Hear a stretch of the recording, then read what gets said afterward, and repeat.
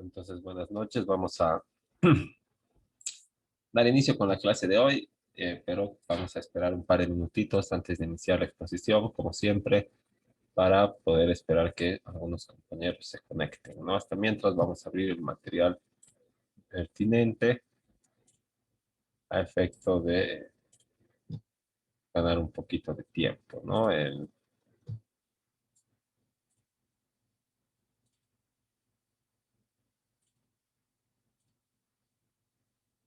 Bueno, buenas noches. Vamos a esperar un minutito más a que se nos unan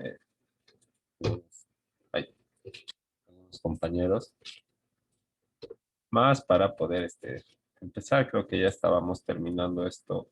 Sí, y nos tocaría el tema número 4 para poder hacer la tarea que es más comparativa, ¿no? Entre la parte de la banca pública y la banca privada. Entonces, vamos a abrirlos. Esto habíamos acabado de ver. No se olviden poner su nombre en el chat grupal para que se les contabilice la asistencia. Eh, la ley también 393.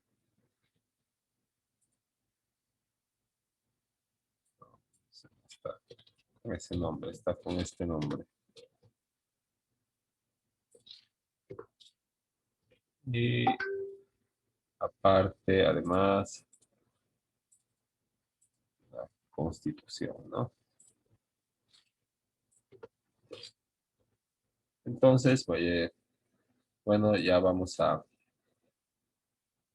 este, dar inicio, ¿no? Vamos, avanzaremos de una vez. Entonces, ya habíamos terminado con lo que es la banca privada, ¿verdad? Y ya habíamos revisado las principales instituciones financieras o de intermediación financiera que la componen, ¿verdad? La, la banca múltiple, el Banco de Desarrollo Privado, ¿verdad? El, la, la banca extranjera, cómo puede operar acá, las cooperativas de ahorro y crédito, después las IFDs, las instituciones de fomento al desarrollo, y las EFBs, las entidades de fomento a la vivienda, cada uno con sus características especiales, ¿verdad? La banca privada con el objetivo de obtener utilidad y conformada bajo una denominación y bajo un tipo societario de sociedad anónima o una sociedad de acciones, ¿no? Entonces, o de capital, como le llaman, ¿no? Y con lo que establece la ley 393 en cuanto al capital social, número mínimo de socios, constitución, ¿verdad? Necesidad de la escritura pública de constitución y todo lo concerniente a también lo que se refiere el código de comercio en cuanto a la parte pertinente de las sociedades anónimas, porque es en el código de comercio donde está implícito todas las sociedades comerciales. No lo habíamos visto entre esta banca, algunas otras diversificaciones de la banca, ¿verdad? Como la banca de desarrollo, la banca múltiple, ¿verdad? Eh, Y vamos a ver ahora el banco público, ¿no? También la banca especializada, la banca extranjera, ¿no? Y también habíamos visto las cooperativas que ya cambian de tipo societario a RL o SRL, Sociedad de Responsabilidad Limitada, ¿verdad? En principio cerradas, luego abiertas y ahora casi en su totalidad todas son abiertas, que quiere decir que hacen intermediación financiera con el público en general y también con aquellos que pertenecen al rubro, ¿verdad? De los fundadores y que eh, no se manejan por acciones, sino que se manejan por capital, por certificados de aportación, ¿no? El, Después estaba la IFD como institución de fomento al desarrollo que proviene de las ONGs, ¿verdad? Funciona en el área rural, periurbana. eh, Después está la FB, que solamente presta para a la vivienda, ¿verdad? Esas son como las principales que habíamos visto hasta ahora, ¿no? Ahora vamos a revisar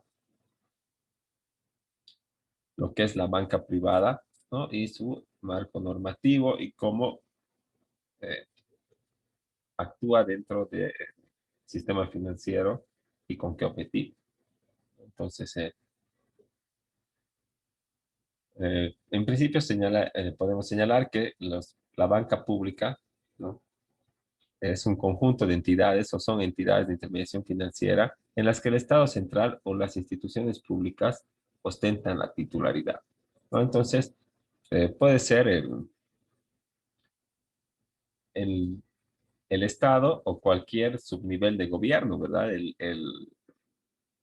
gobierno departamental o el gobierno municipal, ¿no? Que puede eh, realizar intermediación financiera bajo el denominativo de banca pública. Entonces, el, el banco público, ¿no? Para ser denominado como tal, tiene que tener eh, la mayoría de las acciones en titularidad del Estado, ¿no? O sea, por lo menos el 51% de las acciones tienen que ser del Estado para que sea banca múltiple, ¿verdad?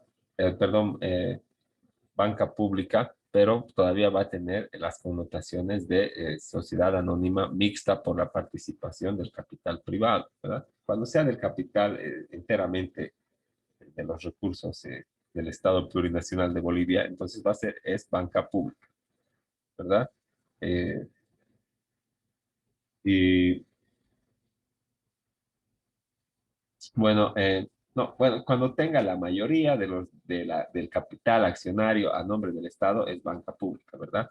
Y la banca pública son entidades de intervención financiera, como dice, que entre las que el Estado ostenta la titularidad, ¿no? ¿Qué es ostentar la titularidad? Ser dueño del más del 50%, o sea, tener capital total perdón, capacidad total de decisión o en la toma de decisiones de la sociedad, ¿no? Si eres socio mayoritario, no, ni entre todos van a poder oponerse a tus decisiones, ¿no?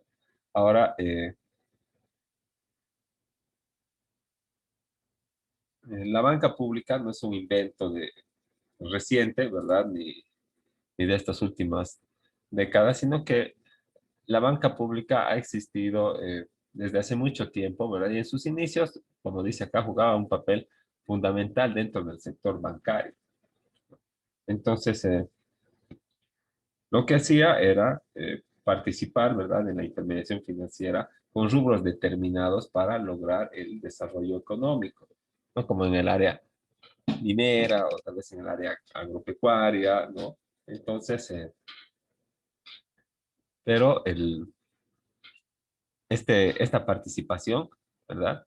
Se, eh, se expresaba en incentivos de inversiones, en fondos sociales para la creación de empleos y en crecimiento en la industria de la industria para los sectores menos desarrollados, como por ejemplo los lecheros, ¿verdad? Pero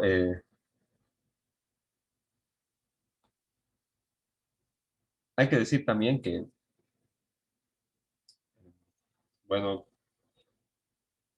las personas antes, ¿verdad? Y ahora también existe el mismo problema, ¿verdad? Como no es su costumbre participar de la intermediación financiera, como le dicen en el banco, no tiene cultura financiera, ¿no ve? No acostumbra, ¿verdad? No tiene cultura financiera, ¿no? No acostumbra a participar de la intermediación financiera. Y cuando ve banco público, cree que, bueno, como es recurso del Estado, entonces eh, razona y dice, no hay que pagar, pues, ¿verdad? Al final, ¿qué nos va a hacer? Es del Estado. Entonces, es por ese criterio, ¿verdad? Que antes se tenía, que la banca pública siempre quebraba, ¿no? Pero ahora las personas son más responsables con la o con la participación en el sistema financiero y también los bancos. tienen muchas más medidas de seguridad para asegurar el pago de sus créditos, ¿no? Y en su momento para poder perseguir la ejecución al momento eh, de que, eh, de que se llegue a la etapa judicial en un crédito que haya recaído en mora. O sea, ¿qué quiere decir? Que el titular del crédito no ha pagado. El,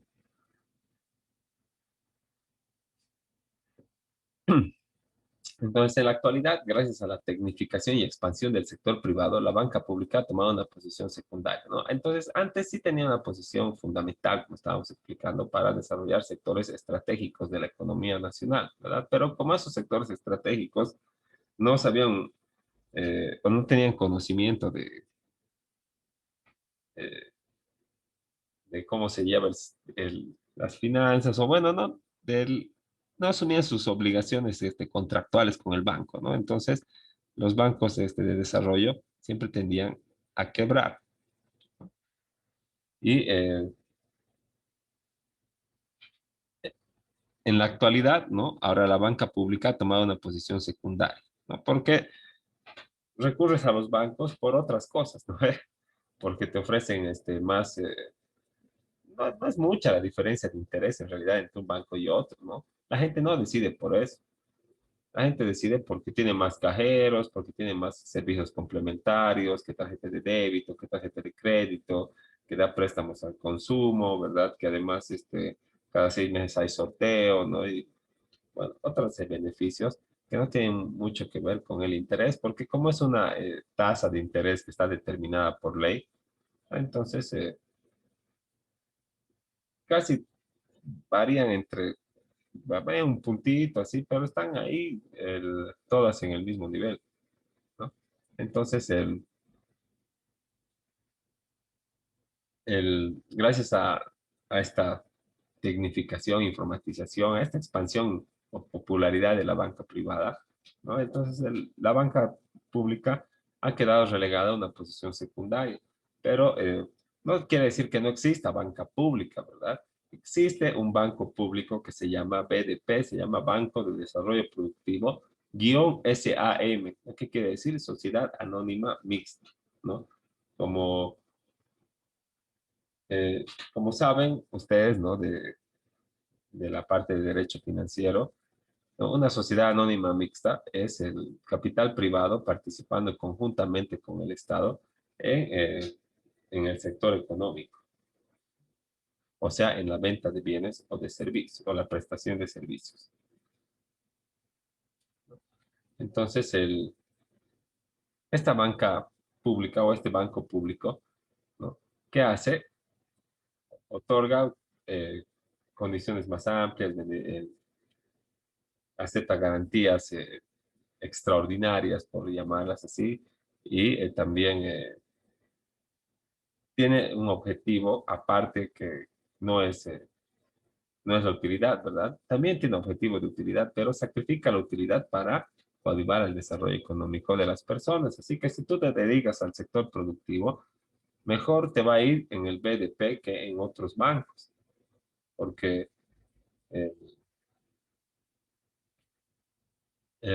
por ejemplo, te aceptan garantías que otras entidades bancarias no te aceptan,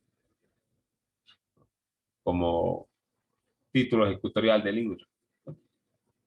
Si alguno conoce un título ejecutorial del INRA de una propiedad agraria, tiene que saber que esa propiedad nunca va a poder ser ofrecida en garantía porque no es susceptible de ser llevada a remate. No puedes rematar, aunque te hayan ofrecido en garantía esa propiedad y esté en el contrato, tú no puedes rematar una propiedad agraria porque no es el objeto de la propiedad, ¿verdad? Del terreno, no es el objeto el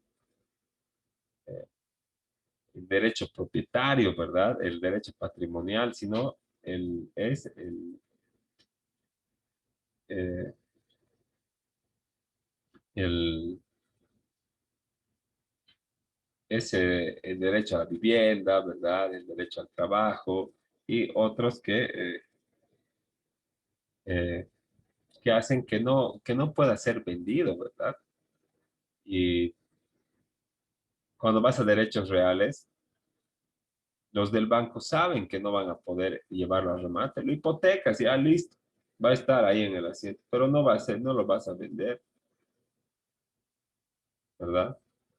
Porque igual lo trabajas ahí, entonces va a estar hipotecado en el registro y ¿cuándo te va a rematar el banco si es irrematable? No solamente no te va a devolver tu título ejecutorial ya, nada más. Se lo va a quedar. Así también aceptan otras garantías, pero de eso vamos a ver en el tema pertinente, ¿no? El, y bueno, por eso y por otras razones, ¿no? El banco público ya no es tan, bueno, ya no es tan popular, ¿verdad? El- la banca pública, pero sí es beneficiosa para el sector productivo, en este caso del BDP-SAM, ¿no? Entonces, si uno se dedica al sector productivo como actividad secundaria o primaria, entonces es bien ir a ese banco, ¿no? Doctor, una consultita. Sí, En el tema de esto de las propiedades privadas, o digo, de las propiedades agrarias, ajá. si dejan de garantía y el banco recibe ese documento, ¿pueden hacerle desocupar a esa persona si no ha cumplido, digamos, con sus pagos? No, Porque si es irrematable, pero el banco ha aceptado esa garantía, para que no puede, digamos, desalojar o hacer desocupar esos terrenos, ¿no? cuando te rematan, el proceso después de la sentencia, de la etapa de ejecución y de toda la etapa del remate, lo último es el mandamiento de desapoderamiento, ¿no? O sea, vas a ir y se lo vas a sacar sus cosas a la calle del que vive ahí, no importa que sea el propietario, el inquilino, el hermano, ¿verdad? Termina en eso, ¿no? Pero, ¿cómo vas a llegar a esa etapa si nunca lo vas a rematar? ¿No? Entonces el banco, a sabiendas de que no va a rematarlo, ¿verdad? En una posible mora, igual recibe de garantía, ¿no? Pero eh, no quiere decir que el banco se va a quedar de manos cruzadas y va a decir, ah, ya, está hipotecado en el folio real, pero por ser un bien agrario es irrematable y por lo tanto irrecuperable la totalidad del crédito y mándese a castigo, ¿no? Ese es un informe legal para que vayas a la lista a la lista negra de la ASFI, que es la central de riesgos, ¿no?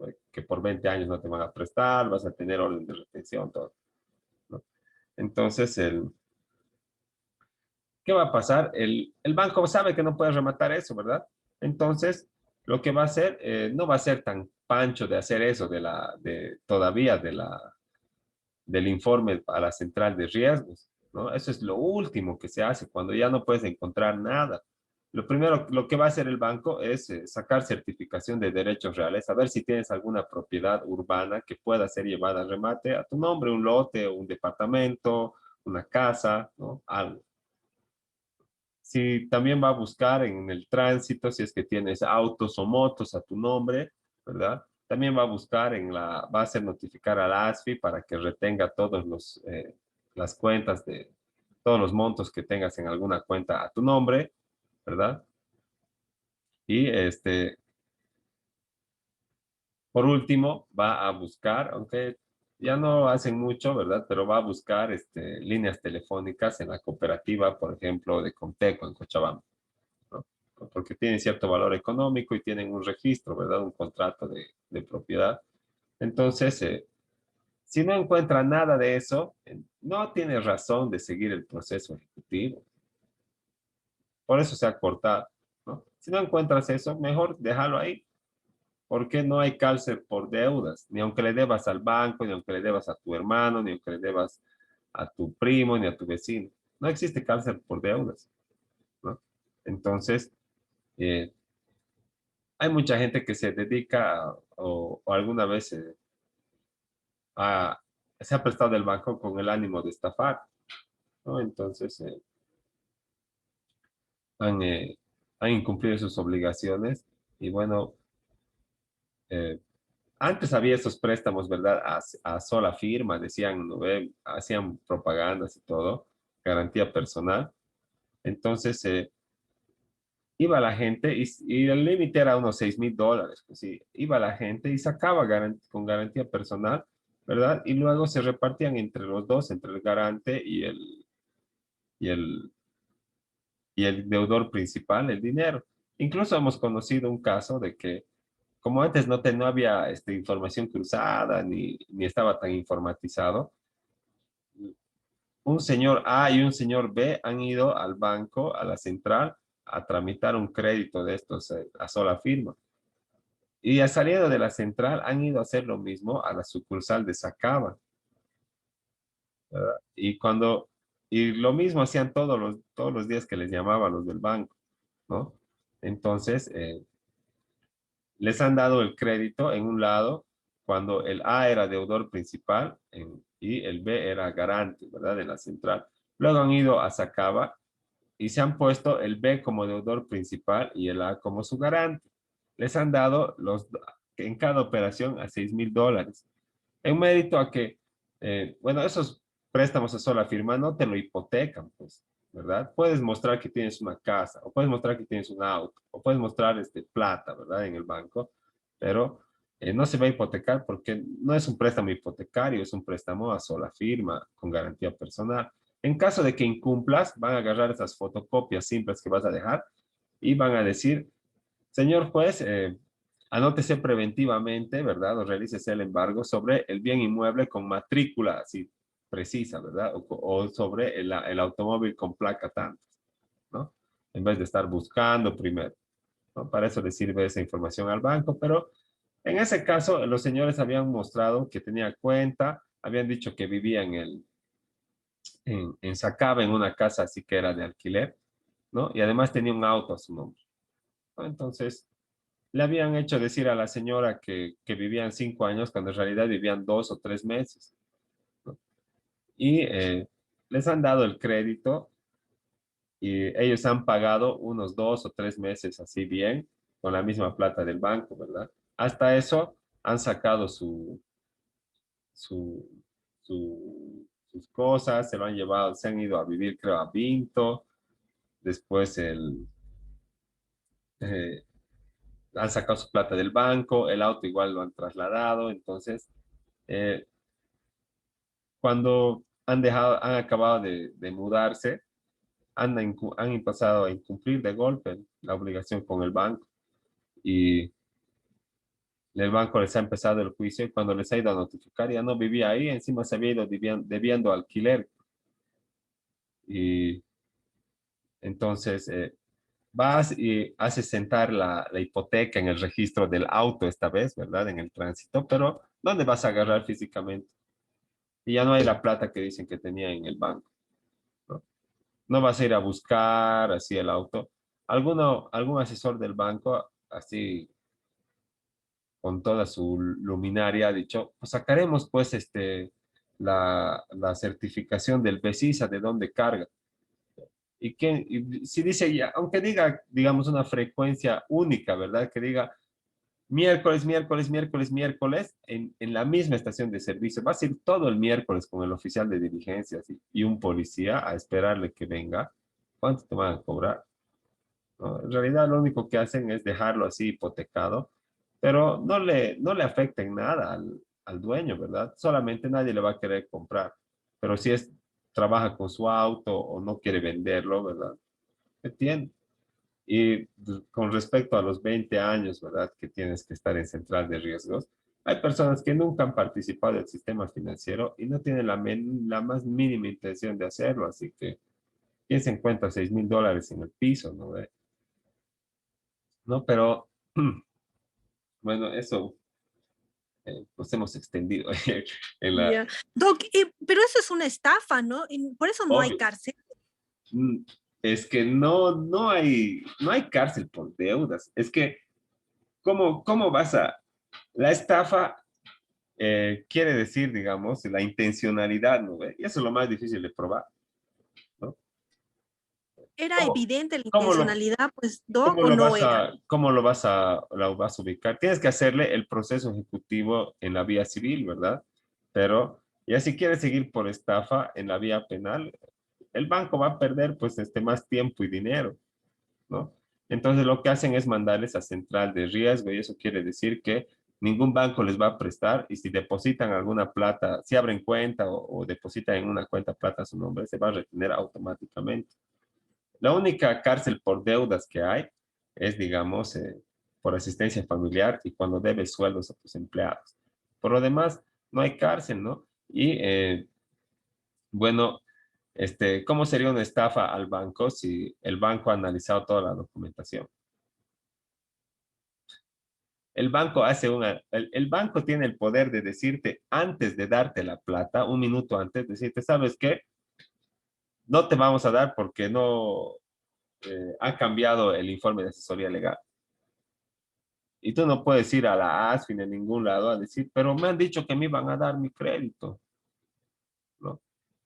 Entonces, y eso es porque el banco tiene personal profesionalizado y especializado, ¿verdad? Entonces tú dejas tu documentación y el banco analiza.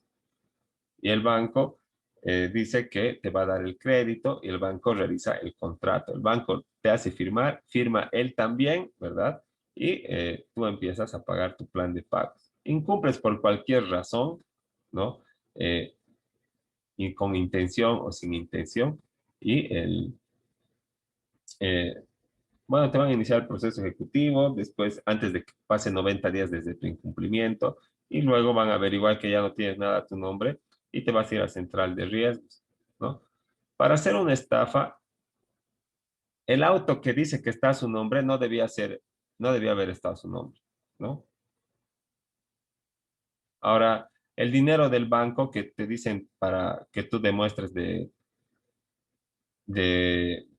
digamos, como una demostración de patrimonio, ¿no? El banco, mientras tú cumplas, no puede exigirte que tú tengas ese dinero sí o sí en tu cuenta. Tú puedes mover tu dinero, es tu patrimonio, es tu derecho de propiedad, ¿no? Al día siguiente que te han dado el crédito, puedes dejarlo al cero tu cuenta, ¿verdad? Y como esos vivos han cumplido unos cuantos meses, mientras tú cumples, el banco no tiene ni la intención, ni la capacidad, ni los recursos para poder averiguar cada mes que todo sigue a tu nombre, que la plata sigue en el banco, ¿verdad? Tendría que sacar certificaciones cada rato. Entonces, ahí es cuando pierde. Pero estos créditos no dan mucho dinero, como les digo, solo 5,000 o 6,000 dólares. Pero para los créditos ya de mayor envergadura, tienes que presentar una garantía hipotecaria. ¿Qué quiere decir eso? Que cuando te den el dinero, ya va a estar hipotecado el bien, ya va a estar anotado ahí el derecho del banco y la cantidad que le debes. Entonces, lo único que va a hacer cuando inicie el proceso es llegar a sentencia y rematar, ¿no? Y obviamente que el banco va a saber la dirección del bien, porque antes de eso en el estudio va a ir el oficial de créditos, va a sacar fotos de tu lote, de tu casa, ¿no? O del auto, pero no agarra mucha garantía de auto, porque como les he relatado, es muy difícil de capturar esas garantías de automóviles, ¿no? Entonces, no sé si tienes alguna otra consulta. Sí, Doc, ¿podría aclararnos un poquito o explicarnos un poquito más cómo es ese tema del mandamiento de desapoderamiento? ¿Cómo en el proceso Allá ese en el ejecutivo. del sí, Sí, también vamos a tener todo un tema al final de esto de la recuperación de créditos bancarios, pero les voy a comentar así, digamos, a grandes rasgos, ¿no? Cuando haces la demanda, ¿verdad?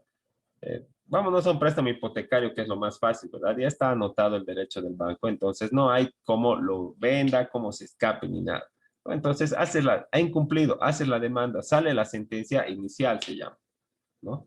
Con la sentencia inicial le citas, va a tener plazo para contestar, no contesta y se va a ratificar la sentencia o lo que se llama ejecutoriar, ¿verdad? Con la ejecutoria de sentencia agarras y empiezas la etapa de ejecución, donde está el remate, ¿verdad? Y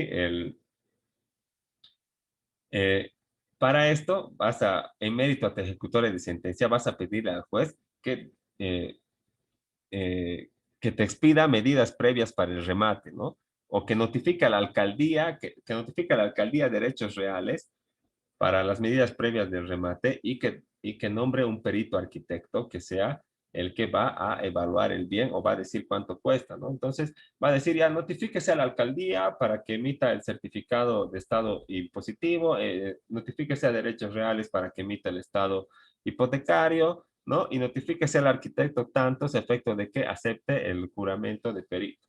Vas a ir con esas notificaciones, todo, vas a tramitar tú las certificaciones, va a venir el arquitecto, vas a coordinar con él, le vas a llevar al inmueble que quieres rematar. Si es que es un auto, no va a ser un arquitecto, ¿verdad? Va a ser un perito mecánico. Si es que es una maquinaria, también va a ser un técnico, ¿no? Entonces, pero vas a ir a la casa, que es lo más, digamos, fácil, ¿no? En el ejemplo. Va a ir el arquitecto y va a entrar. Y tú dirías, ay, pero ¿cómo le va a abrir el deudor, no ve? Si no quiere abrirle, ¿qué va a pasar? Va a ser de afuera. Y eso le va a perjudicar al deudor, porque cuando el deudor le hace entrar, puede ver el arquitecto las características del bien y puede ser que lo evalúe más alto. Y puede ser que te sobre plata, ¿verdad? Porque solo tienes que pagar hasta el límite de lo reclamado, de lo que te liquide el juez, ¿no? Y hay otros vivos también deudores que dicen, solo va a entrar el arquitecto y no va a entrar el del banco, el abogado, ni el oficial de diligencias del juzgado, ¿no? Entonces le hace entrar al arquitecto y ahí le paga una buena plata para que lo evalúe muy alto. Y cuando lo evalúe muy alto, ¿quién va a comprar, no ve? Entonces, esas cosas pasan, ¿no? Y bueno, vas a tener esas certificaciones y el avalúo pericial y vas a pedir señalamiento de remate, de primer remate, al 100% del valor que diga el perito.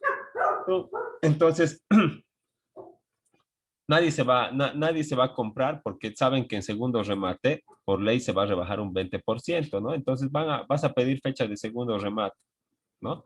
Después de que nadie se presente al primero. Y ahí sí se va a rematar, ¿no? Entonces, cuando se remate, o sea, cuando te lo compres o cuando el banco se adjudique, ¿verdad? Eh, el juez tiene que hacerle una minuta de compra-venta, o sea, el juez tiene que vendérselo, ¿ya? Y entonces, una vez que tengas eso, vas a pedir en paralelo el mandamiento de desapoderamiento. ¿Qué te va a dar eso el juez? Y va a decir, con auxilio de la fuerza pública, que entres en posesión del bien. Y eso quiere decir largárselo las cosas que está ocupando a la calle. ¿No? Si es que no quiere salir, así ir a pedir por las buenas y si no quiere, es de verdad con el auxilio de la fuerza pública, ¿verdad?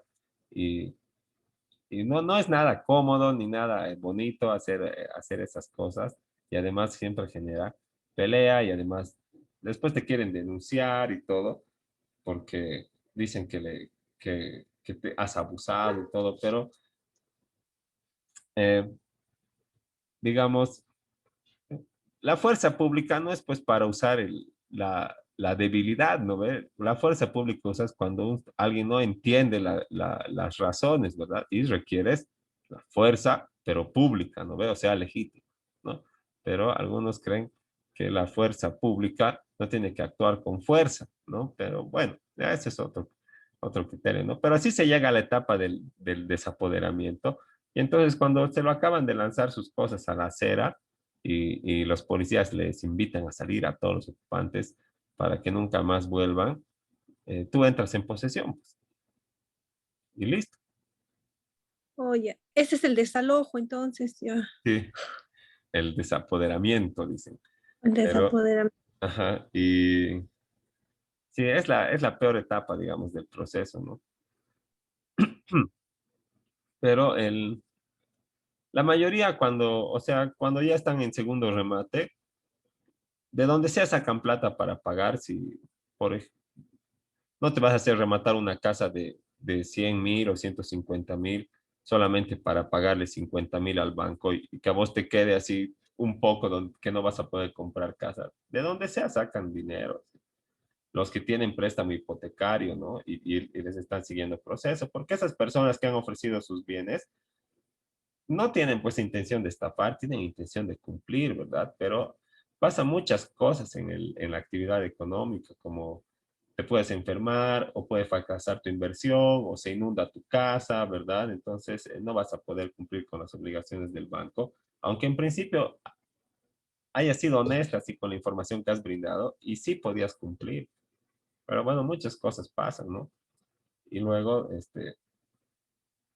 no es tampoco el objetivo del banco apropiarse de las casas o de las garantías, ¿no? Porque el objetivo del banco es intermediar financieramente, lo otro ya es una consecuencia nada más, ¿no? Y así, digamos, el banco si no se haría, pues, sería propietario los bancos de media Cochabamba, ¿no? Pero los bancos no pueden adjudicarse y quedárselo los bienes. Solo pueden quedárselo si van a utilizar, digamos, como sucursal del banco. Pero si no, tienen un año para venderlo, máximo. ¿No? Y si no, multa de la ASFI. Y por eso cada banco tiene una sección que dice venta de bienes adjudicados, ¿no ve? Entonces, ahí los ofrecen al precio comercial y, bueno, ganan de ahí también dinero, pues. El banco nunca pierde. Así es. Entonces, ahorita se va a acabar el tiempo y en unos 5 minutitos nos encontramos para seguir con esta lección, ¿no? Doc, otra consultita más, es sobre el trabajo. Sí. Eh, ¿El trabajo es para cuándo? Eh, como es comparativo entre la banca pública y la banca privada, estaba queriendo avanzar esto más y cargárselos y pues sería para la siguiente clase sería martes, ¿no? Entonces, Sí.